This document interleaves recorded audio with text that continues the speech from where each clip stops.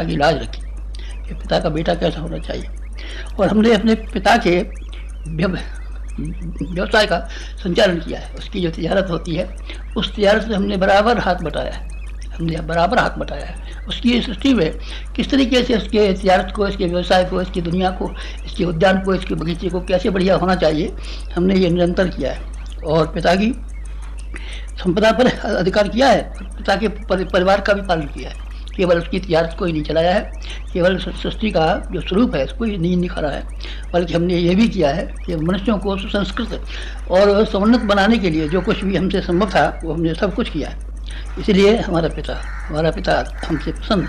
पिता की संपदा कितनी बड़ी संपदा है, हमारा पिता कितना मालदार है, और उसकी मालदारी पर हमको बराबर हिस्सा मिला है। हिस्सा क्यों मिलेगा? युवराज जो है, युवराज को तो सारा मिल जाता है। भाई बहनों की जिम्मेदारियाँ उसके ऊपर जरूर आती हैं और बाप की जिम्मेदारियाँ जरूर आती हैं, लेकिन युवराज वो होता है जो कि अपने पिता के समान हो जाता है, समकक्ष हो जाता है। हम अपने पिता के समान हो गए हैं और हम अपने पिता के समकक्ष हो गए, समकक्ष हो गए हैं। पिता ने फिर आपके लिए क्या किया? पिता ने हमारे लिए बहुत किया। पिता ने को आपने देखा है, पिता को हमने देखा है, और उससे कई बार लड़ाई झगड़ा तक होता रहता है। कैसे?